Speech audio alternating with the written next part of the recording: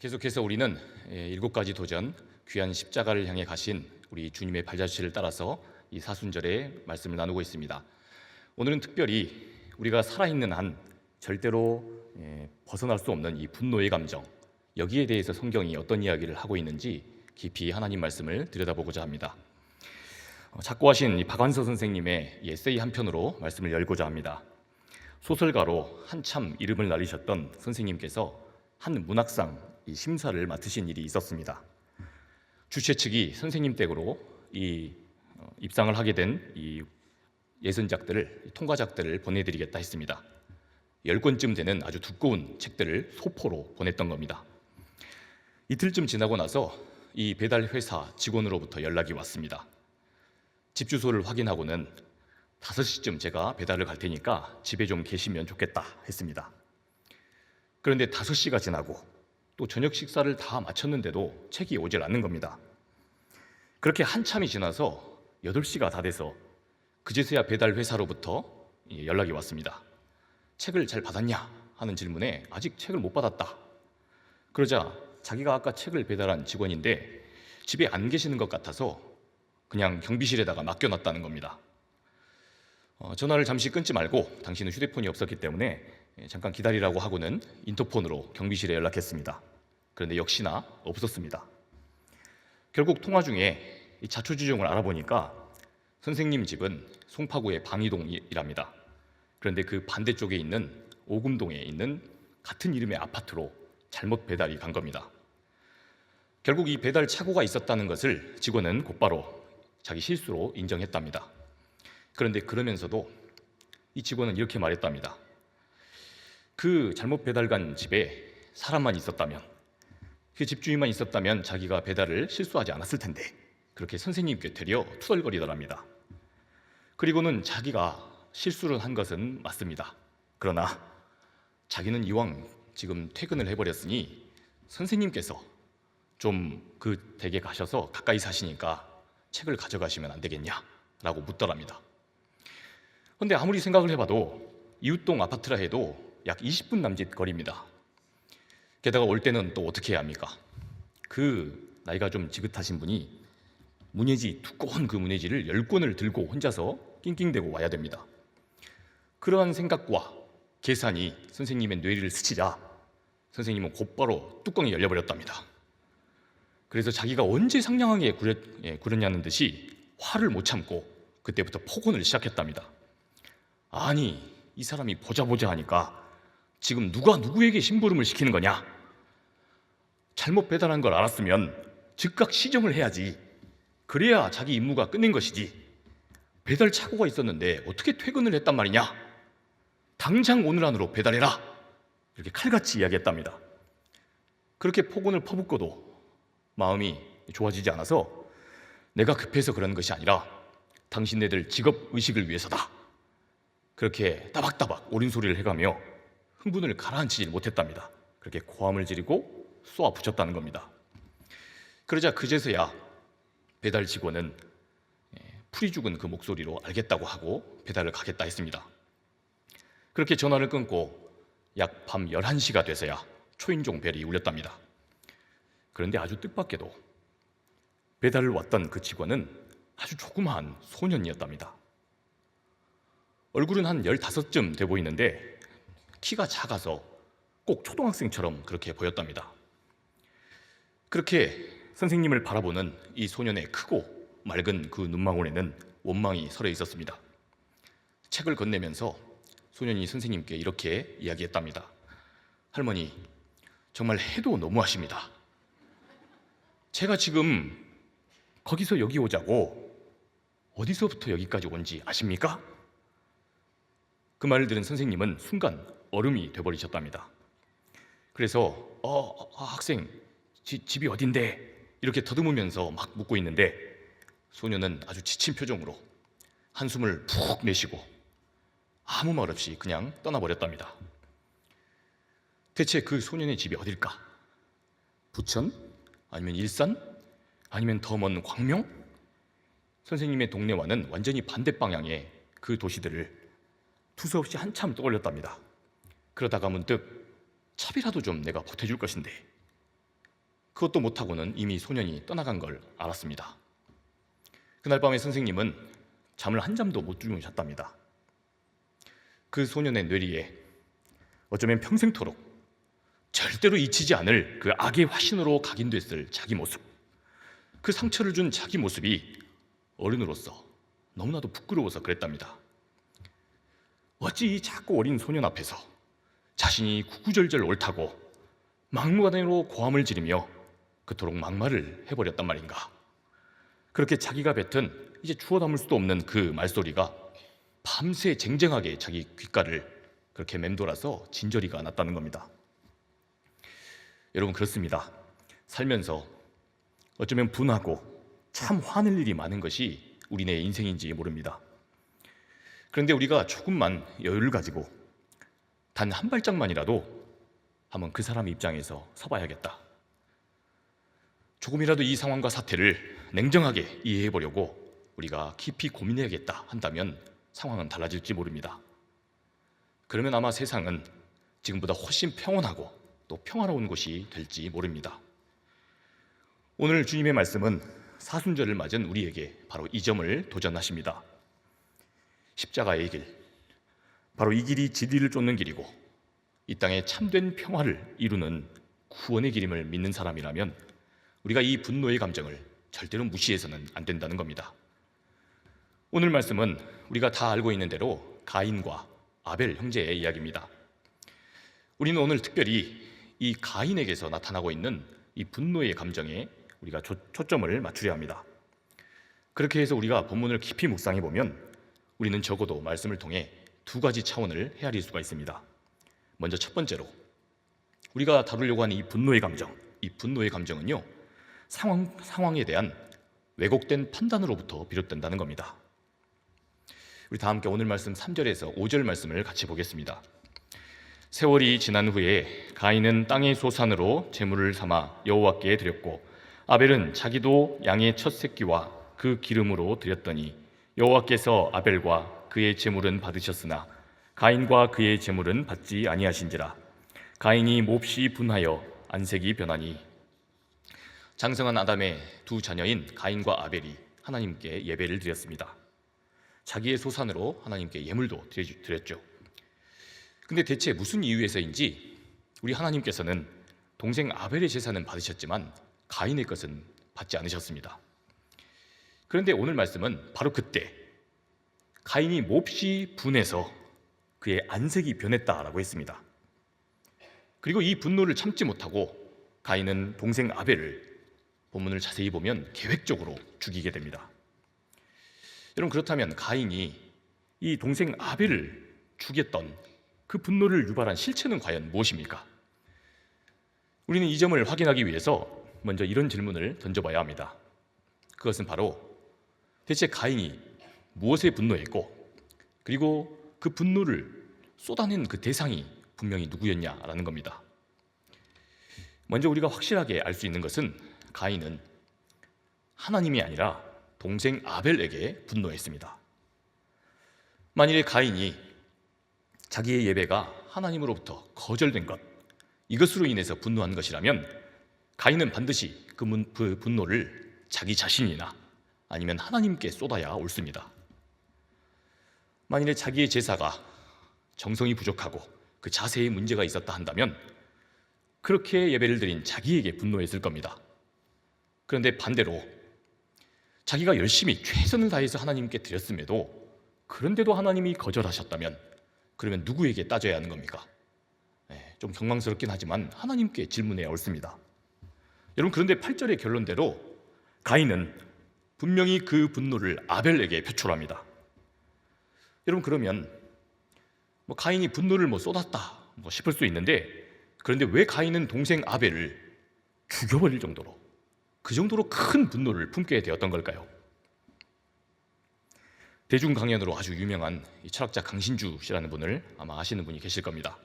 이분이 자신의 여러 저서에서 인간이 살면서 남들과 비교를 한다는 것은 우리 인간에게 있어서 어쩌면 피할 수 없는 숙명이다라고 했습니다. 왜냐하면 인간이 살면서 어떤 사태를 인식하고 상황을 판단하고 이해하면서 쓰는 언어 자체가 반드시 비교의 대상을 요구한다는 겁니다. 여러분, 누군가가 축구를 잘한다 했습니다. 그러면 그 사람이 축구를 잘한다는 그 정도는 반드시 무엇을 필요로 합니까? 반드시 특정 대상과의 비교를 필요로 합니다. 만일에 그 사람의 축구의 실력을 갓난아기랑 비교한다고 생각해 보십시오.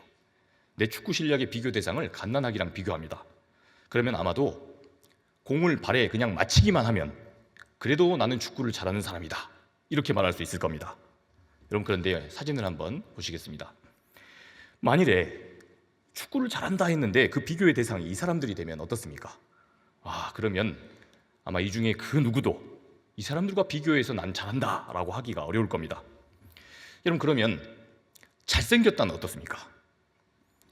누군가가 잘생겼다, 또 누군가가 예쁘다, 역시 비교의 대상을 필요로 합니다. 그런데 잘생겼다로 해서 이 사진을 보니까 뭔가 좀 부족한 듯 싶으니 이렇게 비교의 대상을 좀 하나 더 넣으면 어떨까 싶습니다. 여러분, 그런데 이렇듯 우리가 살면서 쓰는 이 언어 자체가 비교를 요청한다는 겁니다.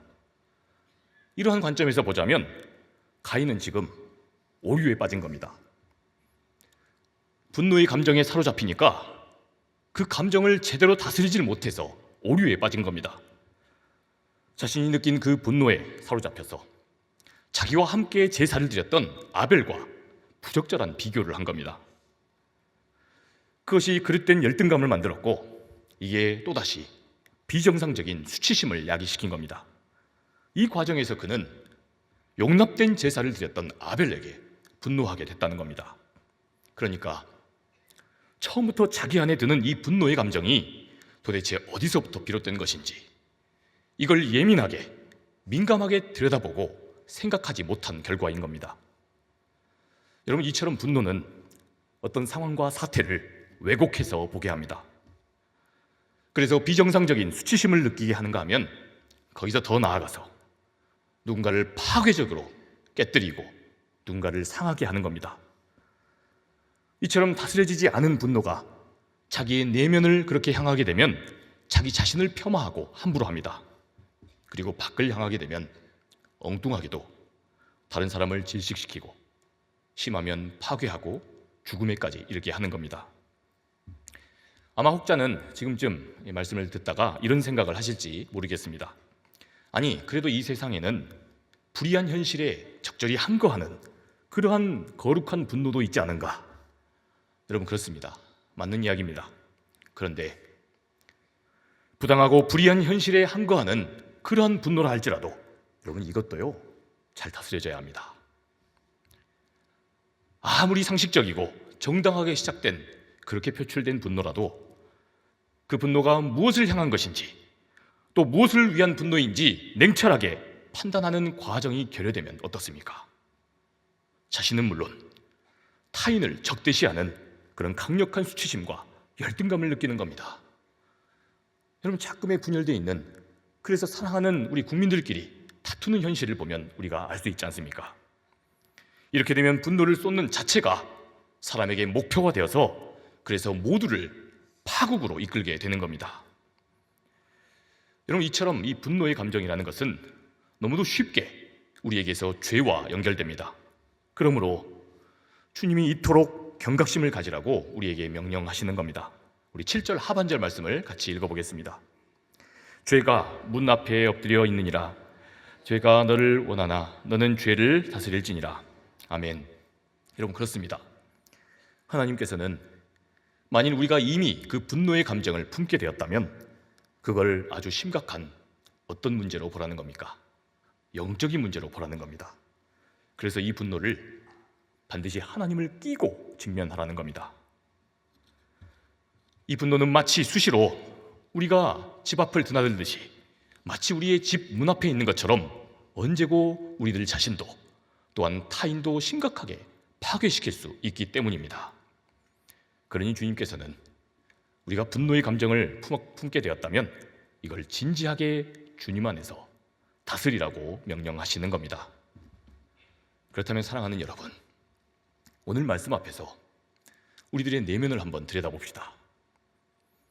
혹시 우리 안에도 우리 주님 안에서 잘 다스려지지 않는 그러한 분노가 혹시 우리 안에 있는 것이 아닌가 하는 말씀입니다.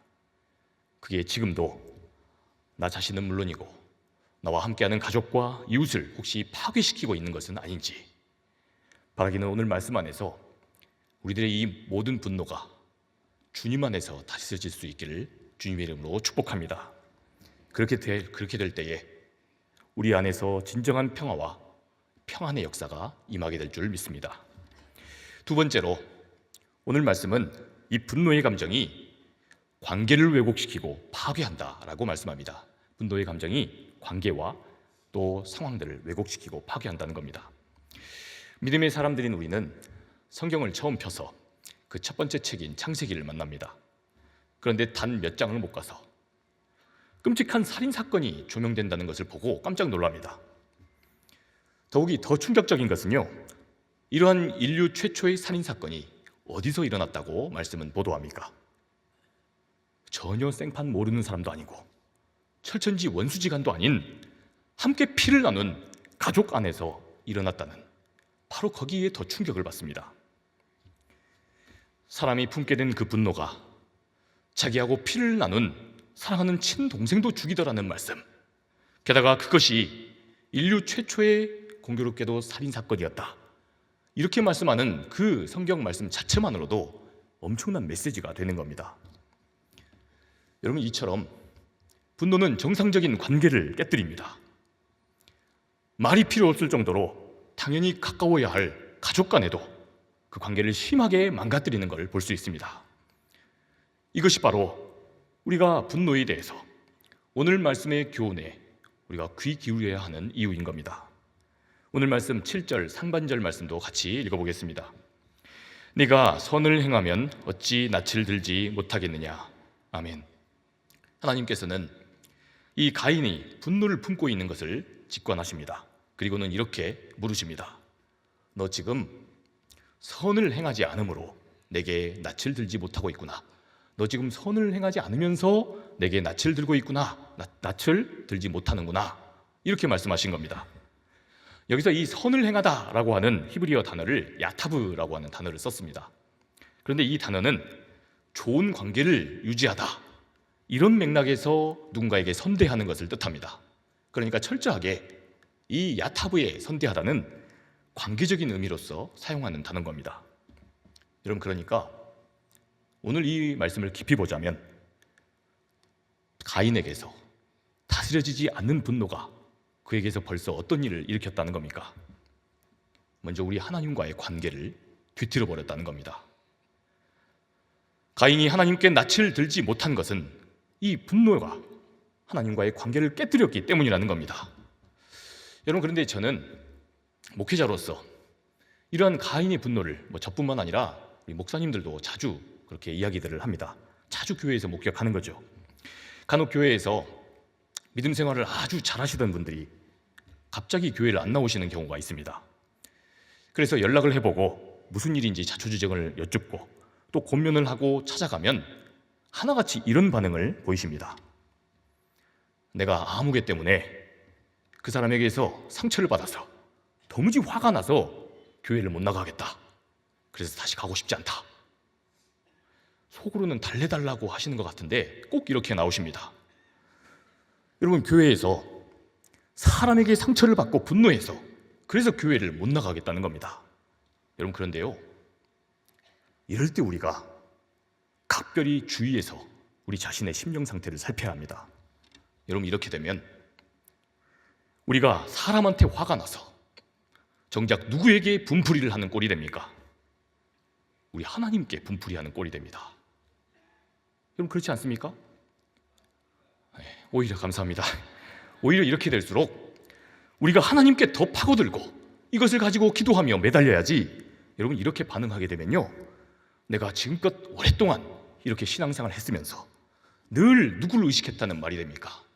하나님이 아니라 늘 사람을 의식하고 사람을 보고 다녔다는 것밖에 안 되는 겁니다. 여러분, 오늘 말씀 속 가인도 보면 지금 그 자기 분노로 인해서 하나님과의 관계가 깨져버린 겁니다. 그가 하나님의 낯을 피했다는 것은 그러한 의미인 겁니다. 여러분, 그런데 오늘 말씀에 반전이 있습니다. 여기서 바로 하나님의 은혜의 사건이 드러납니다.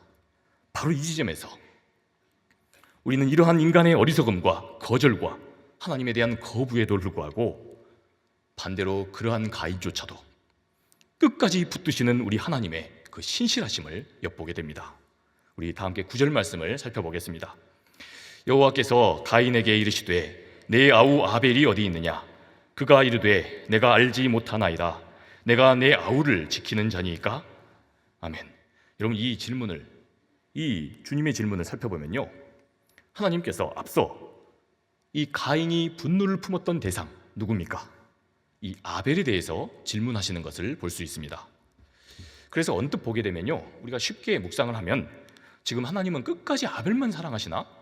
제사도 아벨 것만 받으시더니 아벨 걱정만 하시는구나, 이렇게 생각하기 쉽습니다. 그러나 정확하게 보면요, 지금 하나님은 아벨을 걱정하고 계시는 게 아닙니다.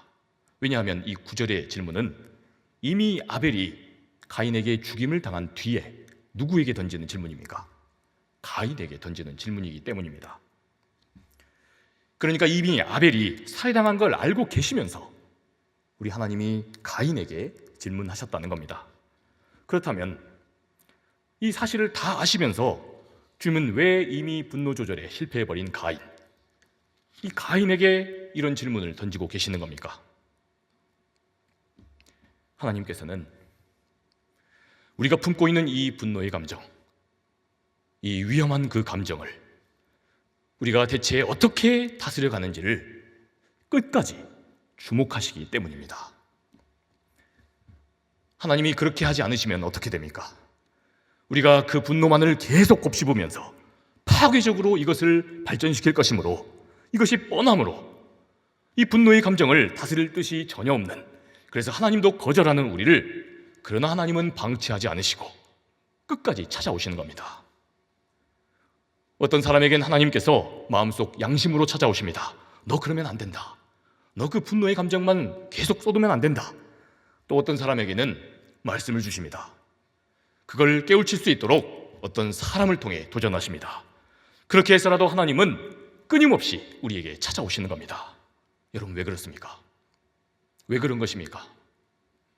사랑하시기 때문입니다. 사랑하심으로 주님은 우리가 이 분노의 감정을 계속해서 키워서 자기도 파괴되고 이웃고 타인도 해치게 되는, 그것이 자명한 일이니 우리를 끝까지 붙들고 찾아오시는 겁니다. 오셔서 어떻게든지 우리가 그 분노의 감정으로부터 건강하게 그것을 다스리고 해방될 수 있도록 우리에게 도전하시는 겁니다. 여러분, 그런데요, 안타깝게도 가인은 그러한 하나님의 마음을 헤아리지 못합니다. 끝까지 그 하나님 뜻을 외면합니다. 하나님을 떠나서 자기의 그 억울한 그 분노의 감정만을 붙들고 계속 하나님께 따집니다. 그렇게 되자 여러분, 먼저 가인 자신이 어떻게 됩니까? 이미 동생을 끔찍하게 죽인 뒤였음에도 가인은 하나님께 퉁명스럽게 이렇게 답합니다. 아니, 내가 내 아우를 지키는 사람입니까? 그러자고 하나님께서 저를 창조하셨습니까? 제가 동생의 무슨 하수인이라도 된다는 말입니까? 보디가드입니까? 여러분, 이렇게 하나님께 따진 겁니다. 여러분, 그런데 그렇게 억울하다며 끝까지 분노의 감정을 붙들고 있는, 그러면서 답변하는 가인의 그 답변을 살펴보면요, 사실 맞는 이야기를 스스로 해버렸습니다. 정상적이라면 가인과 동생 아벨의 관계는 어때야 합니까? 당연히 서로를 지켜주고 보호해줘야 할 관계입니다. 하나님이 피로, 혈통으로 묶어주신 가족은 본래 그런 겁니다. 여러분, 그런데 분노를 잘 다스려보라던 주님의 말씀을 외면한 가인은, 그에게서는 변화가 생겨납니다. 무슨 변화입니까? 당연히 사랑하고 지켜주고 위해줘야 할 관계인데 그러한 관계에 대한 생각이 바뀐 겁니다.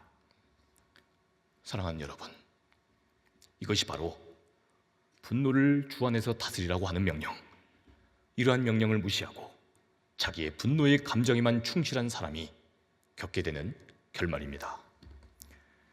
관계를 왜곡해서 보고, 그러므로 관계가 파괴되고 그래서 결국 스스로 고립되는 것. 이게 바로 분노의 감정, 이 감정을 다스려 보라던 주님의 말씀을 외면한 사람의 최후인 겁니다. 여러분, 공교롭게도 성경은 이런 사람을 들어 어떤 사람이라고 결론 맺고 있습니까? 우리 12절 하반절 말씀을 보겠습니다. 너는 땅에서 피하며 유리하는 자가 되리라. 아멘. 여러분, 그렇습니다. 하나님 안에서 자기 안에 들었던 이 분노의 감정을 다스리라는 그 명령을 무시하는 인생, 그런 인생은 결과적으로 이렇게 된다는 겁니다. 그에게는 평탄하고 평화로운 그런 삶은 없습니다. 그저 늘 분노의 감정을 자기도 쏟고 또 자기도 되려받느라고 늘 불안하고 공허하며, 그래서 유리하고 방황하는 삶을 살게 될 뿐이라는 겁니다. 더욱이 오늘 말씀이 더 의미심장한 것은 이처럼 분노를 다스리지 못한 그 형에 의해서 사랑이 아니라 끔찍한 폭력을 당해 억울한 죽임을 당한 가인의 그 사랑하는 동생의 이름이 무엇입니까? 그 동생의 이름을 성경이 뭐라고 말씀합니까? 아벨이라고 합니다. 여러분, 그런데 이 아벨이라는 이름은요, 전도서에서 나오는 헤벨이라는 단어와 아벨이라는 단어는 같은 단어입니다. 헛되고 헛되니, 또 헛되고 헛되니 모든 것이 헛되다 할 때 그 헤벨, 헛되다라는 의미입니다. 그러니까 오직 사랑만 주고받으라고 하나님이 세상에 보내셨는데, 분노를 다스리지 못한 사람에 의해서 이런저런 희생과 삶의 고통을 당해야 하는, 그 분노를 받아야만 하는 그런 사람들로 성경은 너무나도 불쌍하고 허망한 인생이다, 이렇게 경고하는 겁니다. 그러니 사랑하는 여러분, 오늘 말씀을 들은 바로 지금이 우리가 우리 안에 무시하고 있었던 분노의 마음을 들여다봐야 할 때입니다. 주님은 분노와 폭력으로 얼룩진 이 세상에 참된 평화와 화해를 위해서 이 땅에 오셨습니다. 그래서 주님께서는 십자가를 지신 겁니다. 결국 분노의 감정을 쏟는 것이 아니라 십자가를 지는 용기, 내가 그 감정을 주님 안에서 다스려서 져줄 수 있는 사랑의 용기, 그러한 용기가 이 땅에 진정한 평화를 만든다는 것, 삶의 구원을 이룬다는 것, 이것을 만천하에 증명해 보이신 겁니다. 그렇다면 바로 이 사순절이야말로 정말 분노할 일이 너무나도 많은 이 세상 속에서 바로 주님의 사랑이 여전히 우리 믿음의 사람들을 통해 세상에 분열되고 다툼이 있는 곳에 평화를 만드는 데 있다는 것, 우리가 이것을 세상 가운데 증명해야 할 그런 때는 아닌가 싶습니다. 바라기는 우리 상당의 우리 모든 성도님들, 저와 우리 모두가 그렇게 이 땅에 주님을 온전히 드러내는 참된 평화의 메신저 될 수 있기를 우리 주님의 이름으로 간절히 축원합니다. 사랑의 하나님, 우리들의 모든 감정들, 특히나 분노의 감정을 품고 그렇게 살아갈 수밖에 없는 우리에게 언제나 함께 계셔서 신실하게 우리 마음 가운데 찾아와 주심에 감사를 드립니다. 평화의 왕으로 십자가를 지신 우리 주님 본받아 져주는 것이 삶에서 진정한 용기임을 깨닫게 하시고, 그러한 영으로 분열된 곳, 다툼이 있고 왜곡된 관계들 가운데 화합을 이루게 하심으로 날마다 평화를 일구는 사람들 되게 하여 주옵소서. 그렇게 하실 주님만을 찬양하오며 우리 주 예수 그리스도의 이름으로 기도합니다. 아멘.